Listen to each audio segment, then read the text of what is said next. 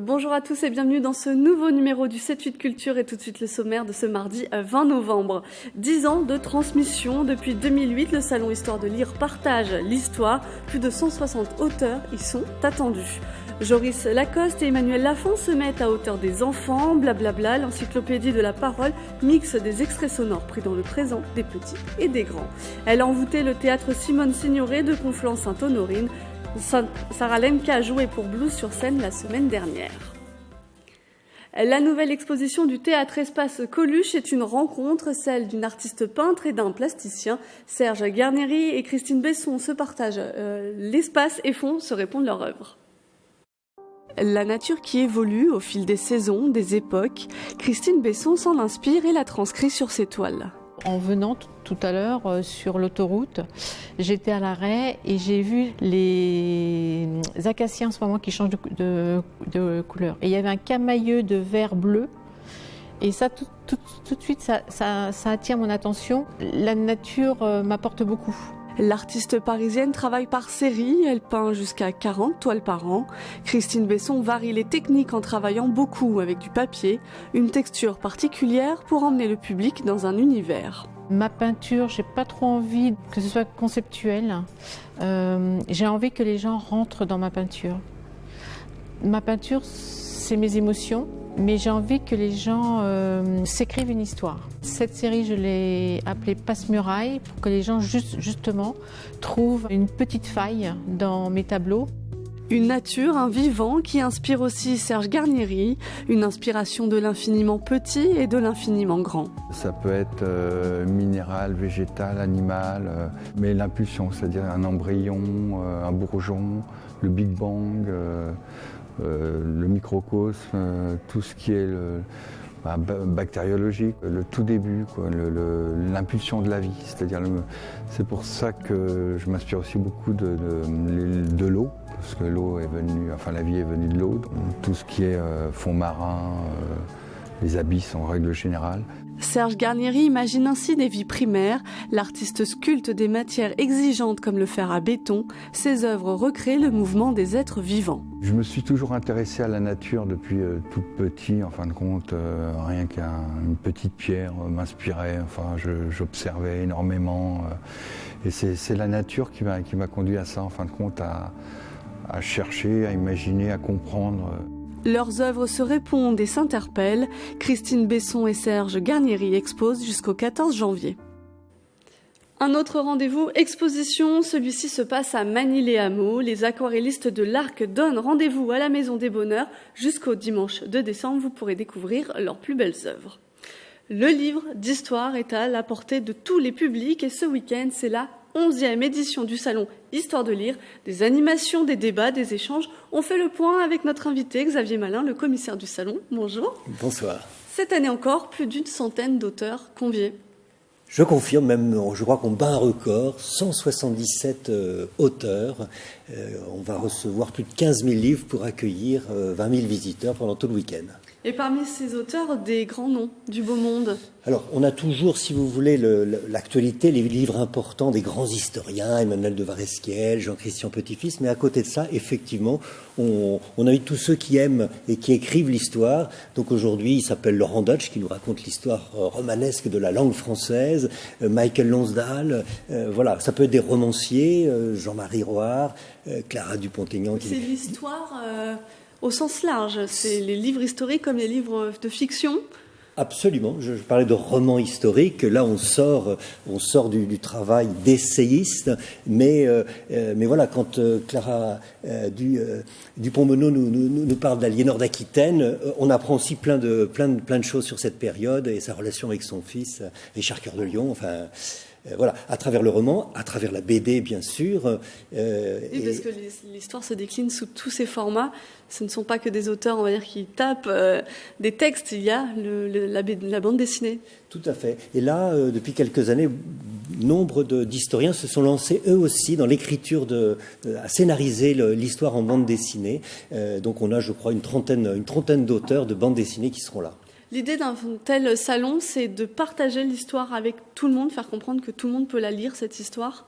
C'est vraiment la transmission d'une passion, voilà, pour que l'on comprenne pourquoi on célèbre, on commémore le centenaire de la fin de la guerre de 14, pourquoi la France est devenue le centre du monde avec 70 chefs d'État il y a quelques jours. Voilà, avoir un regard sur l'histoire, c'est important pour embrasser et aimer l'époque d'aujourd'hui. Et quand on dit tous, on parle aussi de la jeunesse. Ils sont très présents sur ce salon. Là, on a carrément un chapiteau, une tente, voilà, donc du plus petit âge, c'est-à-dire du coloriage, où on peut commencer à colorier des chevaliers, des princesses égyptiennes, jusqu'à effectivement à l'âge adolescent. Et là, il y a pas mal d'animations avec le mémorial de Caen sur le débarquement. Avec voilà, il se passe plein de choses, des mises en scène, des costumes. Il y a une centaine de bénévoles qui sont costumés, qui mènent de l'ambiance. C'est d'abord une fête de l'histoire. Et on peut aussi repartir avec un livre. Et ça dépasse la dédicace, on va dire, la simple. Alors je mets bien des guillemets avec rencontre avec des auteurs. Il y a des animations, il y a des échanges, il y a des débats. Vous ouvrez le plus large possible. Un programme très très dense. Chaque minute, il se passe quelque chose, soit des cafés d'auteurs intimistes où vous pouvez dialoguer, poser des questions avec un auteur à quelques-uns, soit il y a des grands débats. On va recevoir Valéry Giscard d'Estaing, un ancien président, qui va dialoguer avec son biographe, voilà, qui vient nous dire ce qu'il faut retenir de ce septennat de 1974 à 1981. Voilà, il y a des choses très sérieuses et puis d'autres plus amusantes et ludiques. Depuis quelques années, il y a un nouveau support qui a fait son entrée, qui met l'histoire en avant, c'est la plateforme YouTube. Les youtubeurs sont encore présents cette année. Alors là, on appuie vraiment sur le buzz. Effectivement, c'est un vrai phénomène sur la toile. On a identifié 40 youtubeurs qui déposent régulièrement des vidéos d'histoire. Et donc, on lance le premier prix du meilleur youtubeur de l'année. Voilà, notre César, notre Molière à nous. Et donc, ça sera le vendredi soir, une grande cérémonie avec l'UGC et BNP Paribas, notre partenaire. Et donc, on va récompenser ces meilleurs youtubeurs de l'année. Et à l'UGC Cyrano, on précise que nous étant proches de 50 ans en Yvelines, ce n'est pas l'UGC, c'est une cité de Skyway. Effectivement, le Cyrano de Versailles. Il reste d'ailleurs des places, donc sur le site donc d'histoiredelire.fr. Tous vos auditeurs sont invités, peuvent encore s'inscrire en ligne. Alors, cette année, vous mettez aussi une personnalité historique en avant, Napoléon. Cette année, c'est lui. Il fait d'ailleurs, il est sur l'affiche de ce salon. Qui, au lieu d'être sur son cheval Marengo, il est à cheval sur un lit. Voilà, on a détourné le tableau de David. On a un partenariat avec la Fondation Napoléon qui va nous prêter un certain nombre d'objets personnels, des lettres, des livres de l'empereur. Et donc, il y a une exposition ouverte au grand public pour découvrir donc le Napoléon, homme amoureux de plumes, homme de lettres. Voilà, on sait qu'il a écrit plus de 40 000 courriers. C'était un épistolaire, comment dirais-je, au quotidien, Stakhanovics. Et donc, voilà, c'est tout ça qui est présenté dans une petite exposition, mais qui va nous montrer un Napoléon comme on le connaît mal. Beaucoup de rendez-vous qui, depuis plus de 10 ans, fédèrent presque 20 000 visiteurs l'an dernier. Comment vous l'expliquez, cet engouement autour de l'histoire ? Je ne l'explique pas. Je ne l'explique pas. On dit souvent que la France, contrairement à d'autres pays européens, peut-être comme les Anglais, est un pays qui a une vraie passion pour son histoire. D'ailleurs, dans les débats politiques, dans les élections, il y a toujours ces questions qui reviennent. On aime se chamailler, se disputer. Donc peut-être ça peut expliquer cela. Et puis bon, l'édition historique se porte plutôt bien. Il y a un phénomène, je ne sais pas si c'est un phénomène de mode. Voilà. Après les Alain Decaux, il y a eu un passage à vide. Et puis aujourd'hui, on parlait de Laurent Deutsch ou de passeurs, Stéphane Bern. Il y a des gens qui transmettent cette passion et qui rendent plus accessible et plus populaire, absolument. Et donc, nous, on est là pour accompagner ce mouvement. Merci Xavier Malin. Le temps nous presse un peu. Alors, le salon Histoire de lire, c'est samedi 24 novembre et dimanche 25 novembre. La soirée des youtubeurs, c'est le 23 novembre. Et tout le programme est disponible sur le site et qui s'affiche en bas de l'écran. L'histoire était aussi à l'honneur ce week-end à Saint-Quentin en Yvelines et particulièrement la Grande Guerre, on vient d'en parler. En ces temps de commémoration, les archives départementales des Yvelines organisaient une journée autour de 14-18 avec des animations et des remises de prix. Regardez. plusieurs années de travail collaboratif, mais aussi plusieurs années d'émotion. C'est une sorte de clap de fin. Avec la fin du centenaire de la Grande Guerre, les archives départementales ont célébré une nouvelle fois l'histoire à travers leur projet collaboratif débuté en 2013. Une édition qui clôt un peu ce cycle de commémoration, une édition dont la programmation a été menée conjointement avec l'ensemble des bénévoles, une édition que l'on voulait avant tout festive et qui soit une sorte d'hommage aux contributeurs, notamment au travers de cette exposition photo de portraits. Ils sont très actifs dans l'ensemble des projets que l'on mène et sans eux, on ne pourrait pas arriver à ces résultats. Les bénévoles et le public ont voyagé jusqu'en 1914 en se glissant dans la peau de poilus du recrutement à l'envoi de courriers sur le front. Il y avait une grosse responsabilité parce que ces cartes représentaient, enfin cette correspondance représentait évidemment beaucoup. Et puis il fallait aussi bien entendu dans l'autre sens que la correspondance écrite par les familles puisse parvenir jusqu'aux premières lignes. Une journée aussi marquée par des remises de prix. Les passionnés pouvaient partir en équipe à la recherche de gueules d'ange dans un serious game. Il y a 8 étapes pour pouvoir trouver finalement qui est Gueule d'Ange. On est à la recherche d'un personnage qui a fait des croquis et donc on essaie de retrouver le nom de ce Gueule d'Ange. Je suis une adepte des archives départementales, donc déjà moi je les connais déjà depuis très longtemps. Donc c'était une évidence de faire en fait ce jeu. Depuis 2013, plus de 7000 personnes ont été touchées par l'ensemble des projets menés par les archives départementales. Une voix légèrement cassée, envoûtante, des titres tout droit venus des années 20, Sarah Lenka manie le jazz avec gourmandise. La jeune artiste française était sur la scène du théâtre Simone Signoret de Conflans-Sainte-Honorine le 14 novembre dernier. Elle participait pour la première fois au festival Blues sur scène. Retour sur ce concert.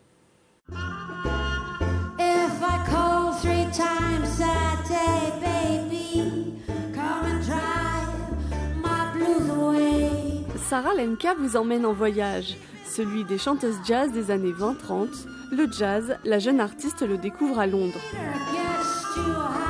Je viens pas du tout du jazz et du coup j'ai voulu mélanger, voilà, ces deux mondes en fait, faire une passerelle on va dire. Je suis pas une fan inconditionnelle. À la base, je viens pas du tout de là et c'est pas ce que j'écoutais naturellement, de solo jazz pendant des heures. Mais déjà, j'ai appris à l'entendre, j'ai appris à l'apprécier, à comprendre ses subtilités et puis on va dire que j'aime le jazz. Un jazz qu'elle teinte de folk blues. Désignée meilleure artiste vocale féminine par la SACEM en 2007, Sarah Lenka sort un 3e album en 2016, un hommage à Bessie Smith.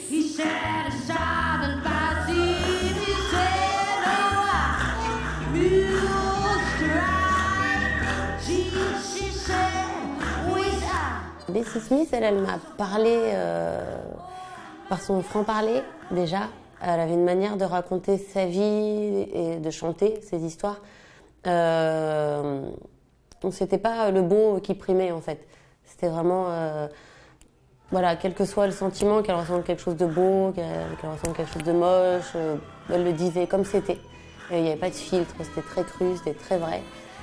Et moi j'ai adoré ça. C'est aussi une femme, une des premières femmes qui a ouvert le chemin. Parce que c'était la première femme chanteuse noire qui a réussi, en tout cas. Et je trouve ça important. Son concert dégage tantôt de l'humour, tantôt de la puissance. Avec son timbre éraillé, Sarah Lenka transmet son envie de partager et vous envoûte.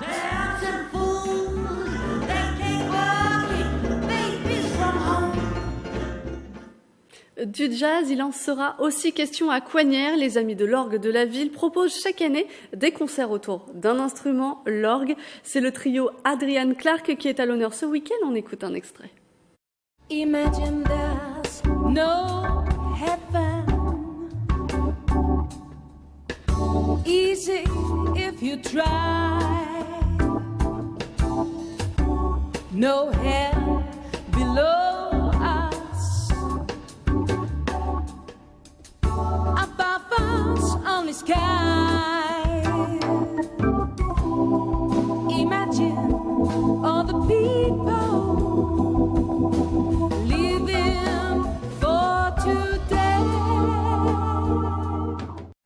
Et c'est une saison un peu particulière pour l'association de Coignères. Elle fête ses 20 ans. Écoutez son président, il était l'invité de Grégory Canalé en octobre dernier.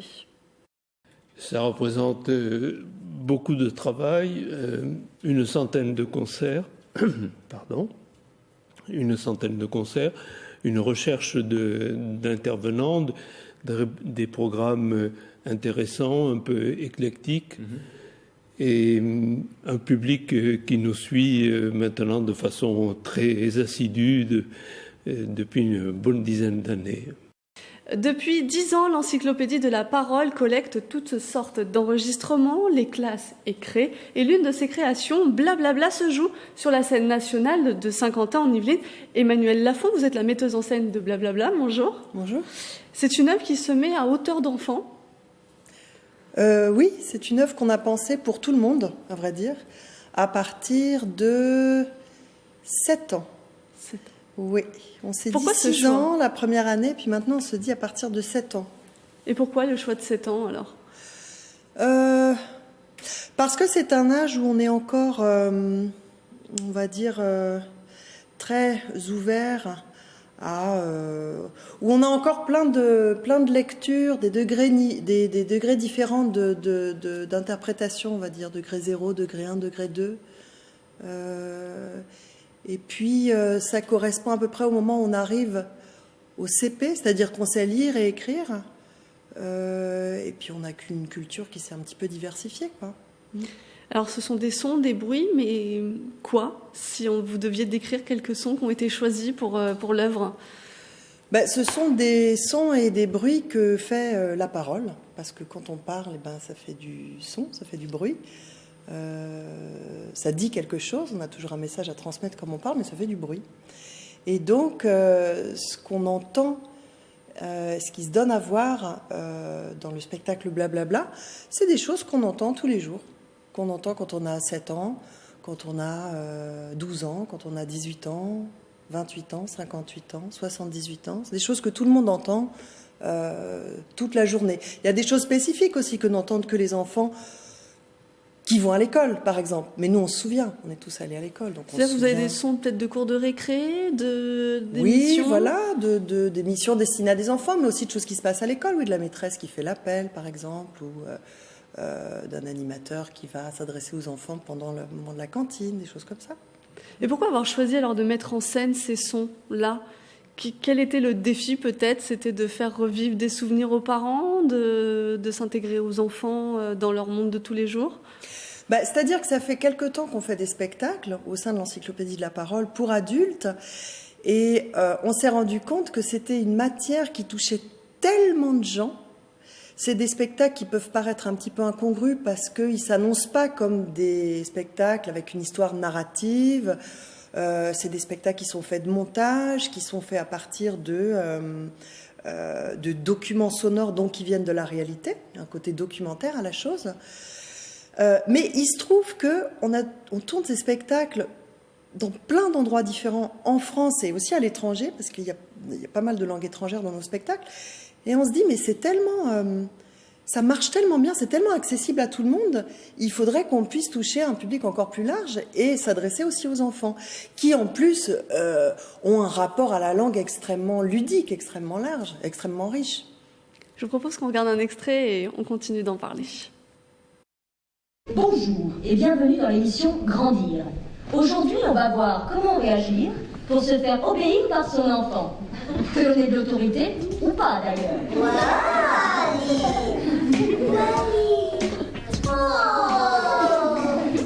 ne pas tenter les pickpockets, fermez bien votre sac et surveillez vos objets personnels. Baisse ton arme! Tout à coup, grand-père apparut. Alors bonjour à toutes et à tous. Alors divers sons, mais une personne sur scène, Armelle Doucet. Oui, c'est le choix en effet pour faire entendre la diversité extrême de la parole humaine. Le choix est le procédé selon lequel toutes ces paroles vont traverser une seule personne. Armelle Doucet, le choix d'Armelle Doucet, c'est parce que c'est une extraordinaire artiste qui est musicienne et danseuse et qui l'a fait, la comédienne. C'est un vrai caméléon sur scène, elle interprète tout. Oui, comme n'importe qui peut le faire, mais enfin, il se trouve qu'avec elle, on en a fait un spectacle. En fait, tout le monde fait ça, on s'amuse tout le temps à faire ça. On s'amuse tout le temps à imiter sa mère au téléphone, sa concierge qu'on entend tous les matins à la même heure, ou alors la voix, par exemple, des transports en commun qu'on a toujours. Certains prennent l'italien comme ça. Scendere, vous voyez, quand il faut qu'on fasse attention à la marche pour descendre là. Donc elle fait ça comme elle le peut. Il se trouve que bon, là on en a fait un art, quoi. On en a fait un spectacle, oui. On a beaucoup travaillé ça. Elle a une oreille très musicale. La pièce se nourrit au fur et à mesure des rencontres avec le public ou c'est établi? Elle ne bouge plus? La pièce est fixe, elle est établie, elle ne bouge plus. Sauf que là j'ai une petite proposition de coupe prochainement, parce que le spectacle il a sa propre vie, il a sa propre évolution à force de jouer. Mais non, la partition est fixe. C'est un moyen aussi peut-être de faire comprendre aux parents l'importance de certains mots, de se dire on a dit ça à notre enfance, est-ce que c'est pas adapté ou pas du tout, vous vous nourrissez de ce qui sort de la bouche des enfants ou dans leur univers? Ah non, c'est pas seulement ce qui sort de la bouche des enfants, parce que les enfants s'entendent parler eux-mêmes, leurs copains, mais entendent les adultes tout le temps. Donc se mettre à hauteur d'enfant, c'est en fait se mettre à écouter le monde tel qu'on le fait. De redevenir nous-mêmes des enfants aussi, les adultes? Non, c'est chacun sa place. On entend tous tout ça, on partage tous cette écoute. On a tous été en CE1, en CE2, sauf qu'on ne l'est plus. Peut-être que le CE1 et le CE2 ne ressemblent plus. Enfin, le vocabulaire, les registres de langage ont sans doute évolué par rapport au moment où nous, on était à l'école, mais il y avait quand même différents registres de langage.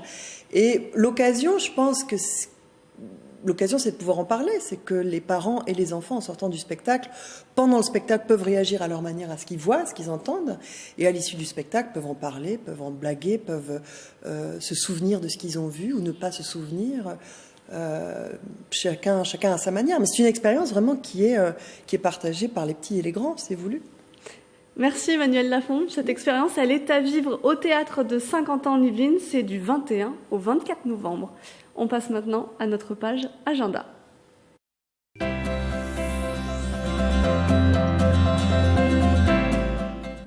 Des récits mythiques photographiés, l'artiste Mita Vostok s'intéresse au destin de femmes, à l'âme féminine, des clichés à découvrir jusqu'au 24 novembre à la galerie Jameau à Versailles.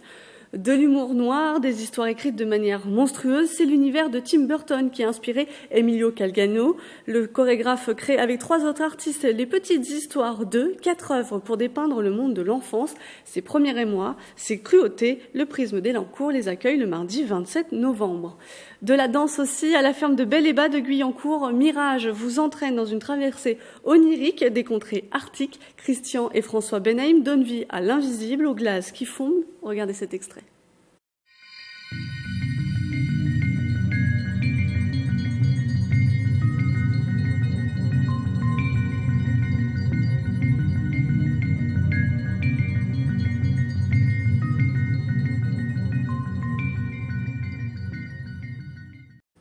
Messaoud Azerou raconte notre emprisonnement lié aux écrans, le flot continu de mots et de sons. Avec Sans le savoir, le chorégraphe nous donne des pistes aussi pour briser nos chaînes à découvrir au Théâtre Espace Coluche de Plaisir. Regardez.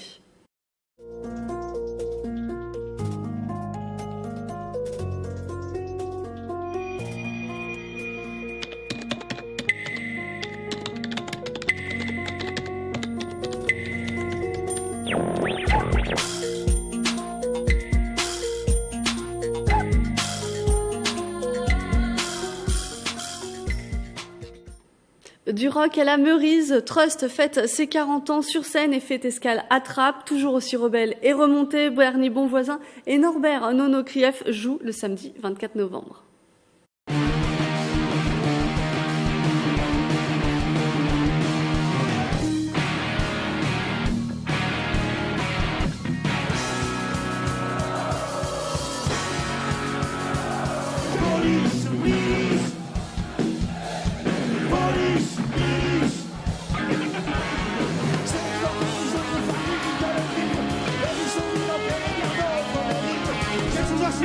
La destruction,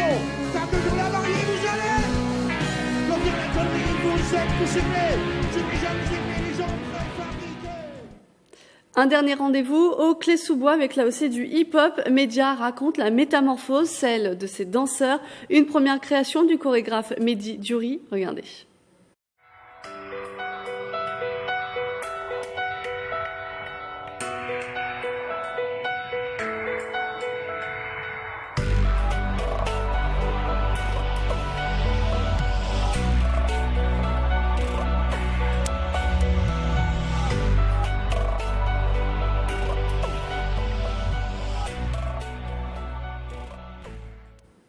C'est la fin de ce 7-8 Culture. Merci de nous avoir suivis. On se retrouve mardi prochain pour un nouveau numéro.